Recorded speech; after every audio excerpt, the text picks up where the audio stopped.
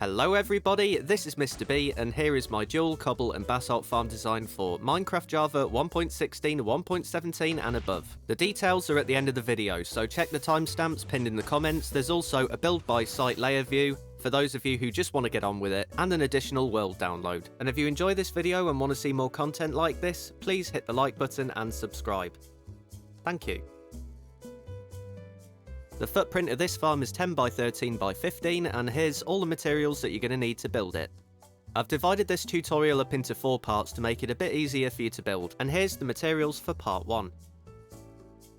First things first, we want to place 5 solid blocks, like this. Then go over to the back and place another 5 blocks. And then join those 2 sections up, just like this. And now grab a comparator, face it this way, and put it in subtract mode, then place a block. And you want to put a lever on top of this. That's the lever that powers the farm on and off. But now get 4 repeaters and set them to 4 ticks.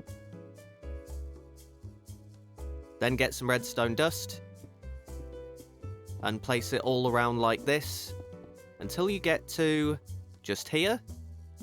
Then get another repeater, set it to 2 ticks, redstone dust, and another repeater here set to 1 tick, and then a redstone dust. That's the redstone clock finished. Now, what about the output of the farm? We're going to want some chests placed all across like this. So 7 double chests in total, then we want hoppers facing down into them. And then we're going to cover the rest of this up with glass. I'm using white glass because I prefer it, but you can use any kind of glass. Okay, now we're going to place a solid block on each side like this. Then get some repeaters and set them to 3 ticks. And then get an observer facing into the redstone dust. We're going to mirror that on this side too. Then we need another solid block on each side like this, and build out by an additional 7 blocks.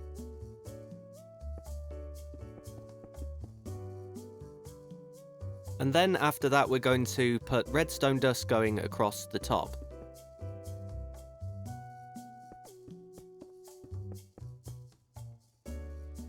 And now we need some sticky pistons facing upwards.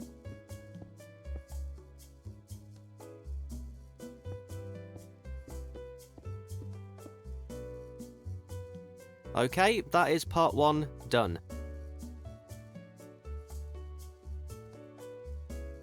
Okay, for this part you're going to need a water source.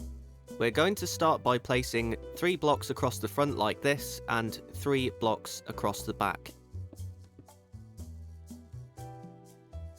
Then take some glass again and place it like this.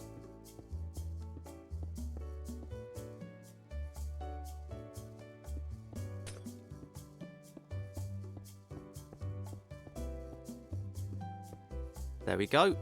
On one side you need to place solid blocks on top of all the sticky pistons, but on the other side you want to place some soul soil. Just make sure it's not soul sand, it has to be soul soil. Now we're going to put obsidian around this section because this is going to be the bit that holds the water, and this bit also needs to be blast proof. Otherwise the TNT will wreck the farm, so make sure you do use obsidian. Anyway, now we grab some stairs. These are going to be waterlogged later. Stairs going across just above the line of redstone like this.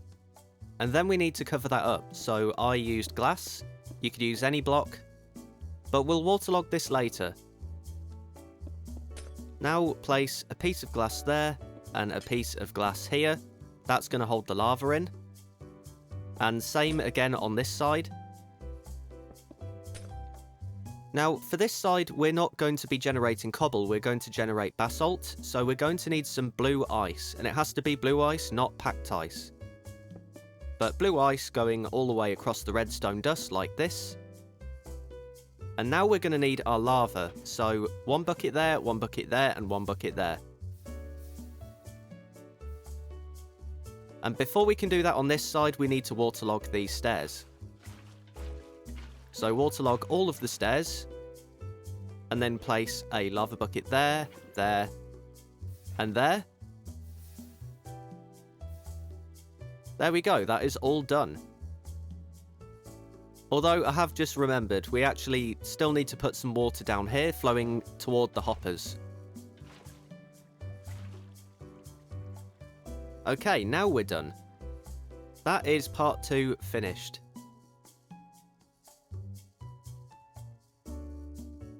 You probably noticed in the material list, but this part is quite resource intensive, but we are going to start by placing cobble blocks above all of the lava like that, just so that there's no accidents. Right, now we're relatively safe. Now grab some blocks and place them on top of the glass, and put redstone dust on top. Then do the same again. Another line of stone like this, and then redstone dust on the top. And then you can place your 21 pistons.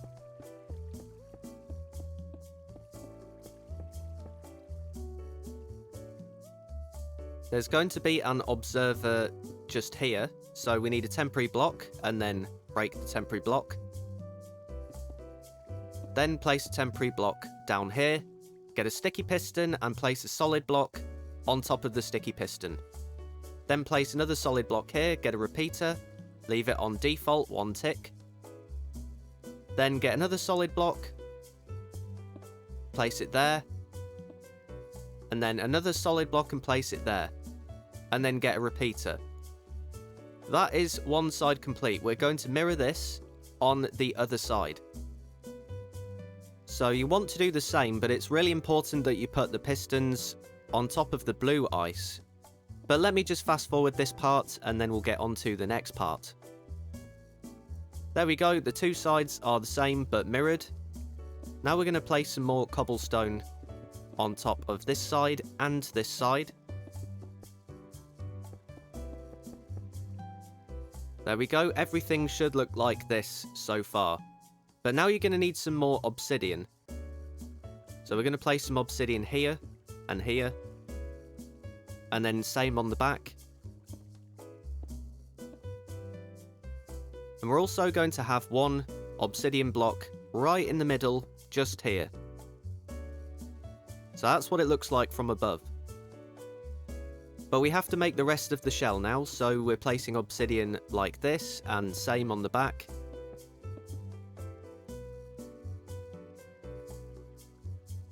And we also need to cover up the top slightly, like this. Just so that the TNT doesn't blow up any of the pistons.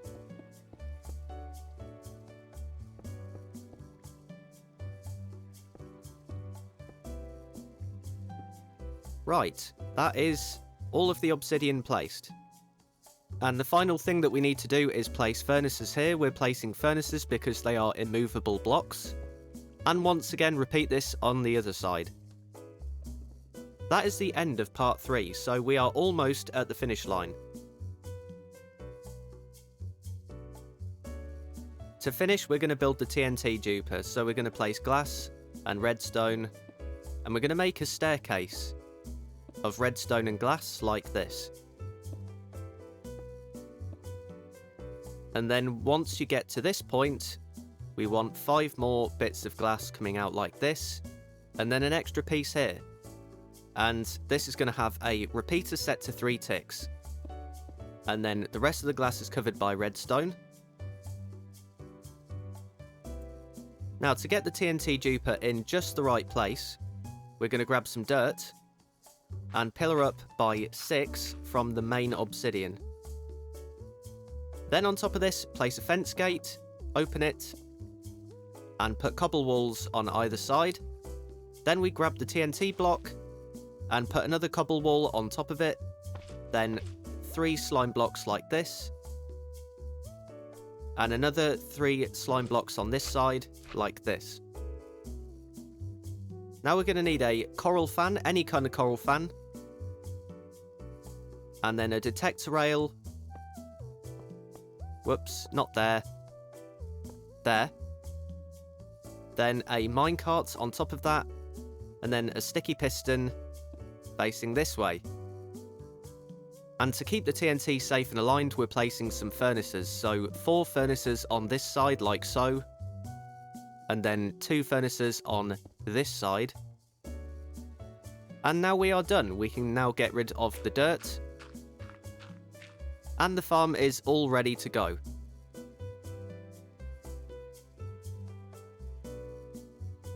Alright, so let's turn it on. I'm going to leave you with one very important last message though. Always, always turn the farm off to avoid it breaking. So before you decide to save and quit or disconnect or leave the chunks within an 128 block radius of the farm, always turn it off, and then it should never ever break. I've tested it for 10 hours straight and it didn't break once, so it should not break for you.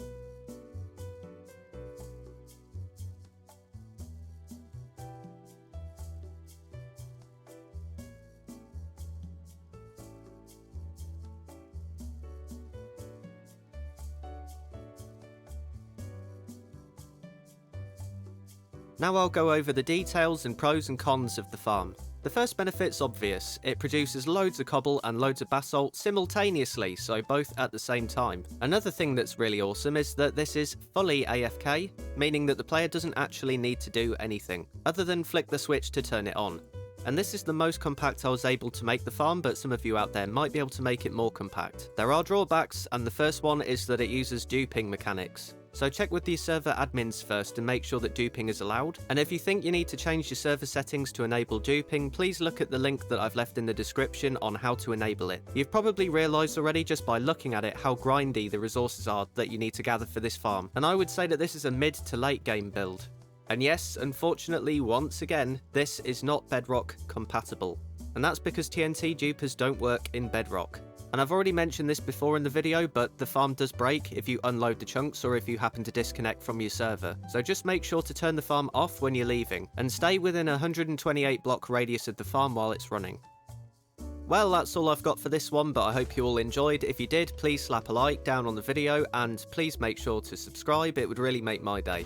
Anyway, I'll see you all in the next tutorial, so cheers and bye-bye.